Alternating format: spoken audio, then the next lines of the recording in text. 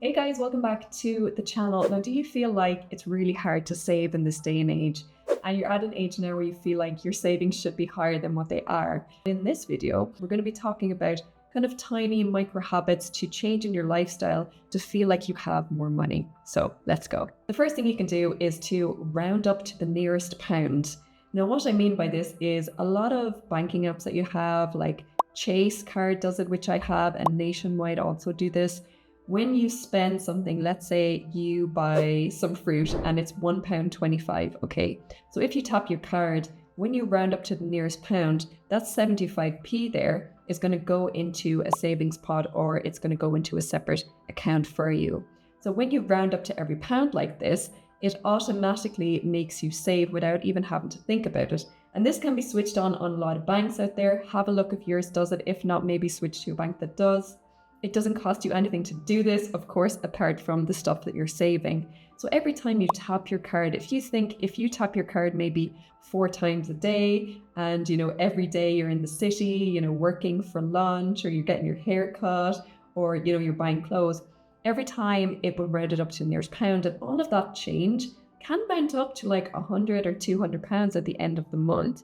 So it is a way, without having to think about it, that you're saving. Of course, you need the money in your account to be able to save in the first place. So have a look at what you're spending on, of course, but this is a very good way and an easy way to switch on pretty quickly. The second one then is kind of looking forward into the future a little bit. But if you get a promotion, to move that excess income into a savings account. So let's say you have been at your job for the last 3 years, okay, and you make £3,000 a month at the minute. And let's say you've just got a promotion, which is fantastic, right? And you now make £3,500 a month, okay? You are up £500 there. It is so easy to fall into lifestyle inflation, which is basically when you get more income coming in, so your lifestyle increases and your spending increases. So you might go out to brunch more, you might buy nicer clothes, you might treat your friends to like cocktails and treats. But this, of course, is lifestyle inflation. So you're inflating all of your expenses. So you do need to be mindful of that when you get a promotion. So what I would recommend, and what I've done in the past, is anytime that you get a boost of income, to put that increased income into a savings account, a separate savings account, okay? And not to be tempted to use that money to buy extra stuff that you may not even need, okay? So this can be an easy win to really quickly actually boost your savings. The third one then is put a high yield savings account. At the minute, if you look at your savings account, if you guys have one, it may be a really low percentage, like 1 or 2%. However, in the UK now, you can get high yield savings accounts up to about 5 or 6% in some cases. It is a little bit low at the minute because the interest rates have been dropped by the Bank of England. But my current savings account, I have 4% with Chase at the minute. It is going down to 3.5% soon due to the interest rate fall. But there are other high yield interest savings accounts that you can have for a fixed period of time. What it means is basically it will be fixed for a period of time. So you may need to leave that money in there for a year or 2 years to get it at a higher rate. But if you're saving for a house and you're not going to buy a house for a few years anyway, these are really good for those sort of people. But if you need it, as an emergency pot, or you want to have access to your savings, then you can, of course, get easy access accounts that are, a higher percentage. The fourth one then is, just to touch on the last point again, is to have a separate account for your savings and for your emergency funds. Now, I do a video on emergency funds, as I mentioned. I'll pop it up here. And what an emergency fund is, aka money just for emergencies. So if you unfortunately lose your job, if your car breaks down, if you become sick and you can't work, those are severe emergencies and you need a separate pot of money in a separate account for those situations. I would recommend 3 to 6 months of living expenses in an emergency pot. And you might be thinking, oh my God, that's so much fecking money. But have a look at your expenses. There are always ways to lower your expenses by maybe, getting a roommate so your rent isn't so costly. Maybe reducing your grocery bills so that, you're not spending too much on food, things like that. But an emergency fund is separate to a savings account. So personally, I have my personal current account, I have an emergency account, and I have a savings account. And both of those are high yield interest rates on those accounts. And I keep them very separate because in my mind, an emergency is very different from a saving pot. of, I could be saving for a house, you could be saving for a future event if you are engaged and if you're getting married, something like that. So keep them very separate because they are for separate things. And don't be tempted to leave it in your personal current account because then you're more tempted to spend that money. Number 5 then is to really look at what you're spending on groceries and eating out.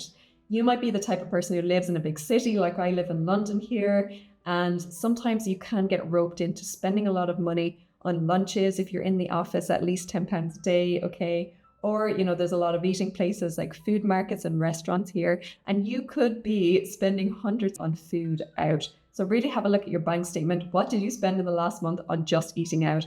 And if you reduce that by even a fraction and put that money into your savings account, you will thank yourself in the future for sure. But also it boils down to groceries. And even I am a bit of a culprit with this. I am very shameful to say, but I was spending way too much on groceries. Recently, I was spending £100 a week on groceries, okay? And I was finding at the end of the week, I just didn't get to the spinach. It had wilted up and died. My apples had gotten rotten pretty much to the core because I just didn't have time to eat all of that food.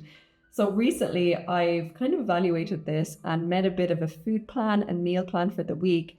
And I tried to do a grocery shop for £65 instead of £100. And I found that is perfectly enough food for me to eat, to snack on, to make my lunches, to make my dinner here. And I tend to eat very healthy. So it's not, just rubbish food that I'm buying.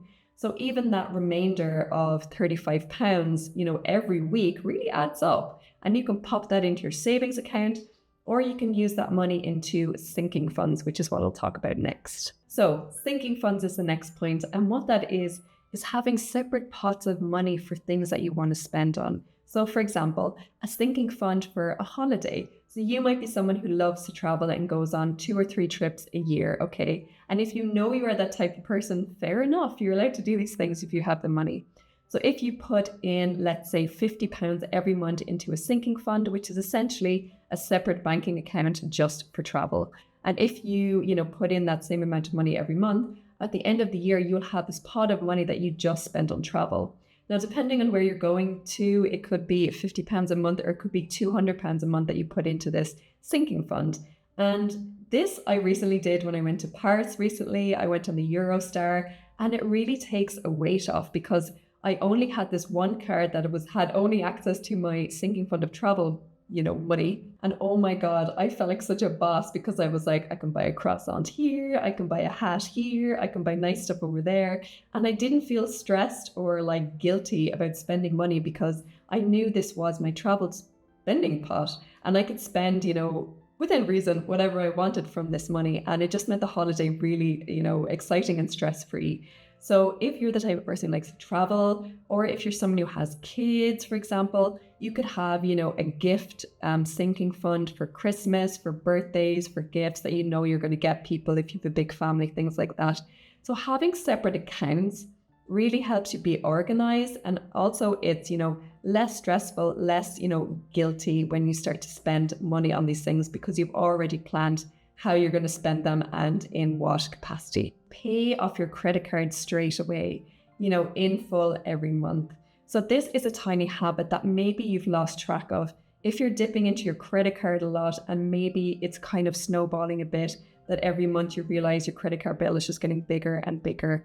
If you make that tiny habit of only spending on your credit card of what you can afford. So if you want to buy brand new heels that are £200 that month, but you have the money to afford it and you put it on your credit card, okay, at the start of the month, make sure you pay off that full £200 by, at the end of the month in full, because if you don't pay it off, or if you don't even pay the minimum payments, you will get penalties, you will get interest on that amount. And of course, this is how people's debt kind of snowballs and gets a little bit out of control. Of course, pay more than the minimum payment so you don't have to pay interest and just pay it off as quick as you can. Only use a credit card if you know you can pay it off, and only buy things if you know that you can actually buy it twice. That's a really good bit of advice that I think like Jay-Z or someone said, is to only buy something if you can afford to pay for it twice with your own cash. Okay, so there you go. The next point then that I want to talk about is if you were in an area where your rent has gone down in price or your mortgage has gone down in price, which is going to happen to a lot of people in the UK because the interest rates have dropped. My mortgage, for example, will go down by about £100 next month, which is very exciting. And what I'm going to do is put that £100 straight into a savings account. Okay. I am not going to think of that money as existing. I'm just going to put it straight into a savings account.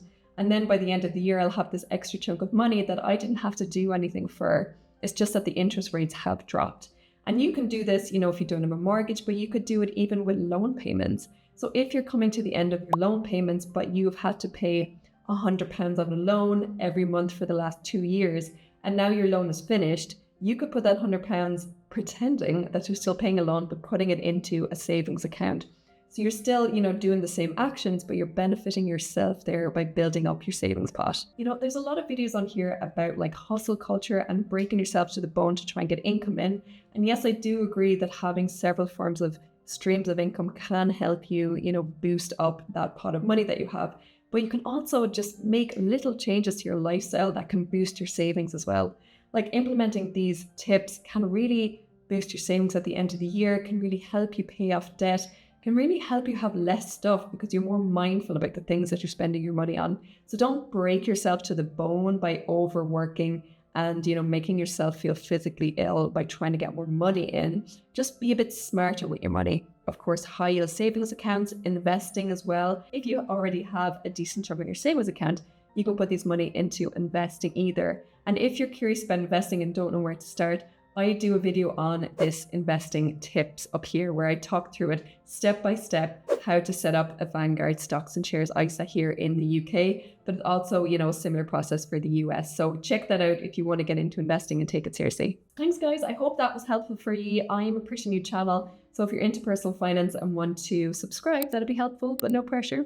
I tend to post 2 videos a week. And if you're interested, drop me a comment on a type of video that you would like to see. Until then, guys, see you soon. Bye.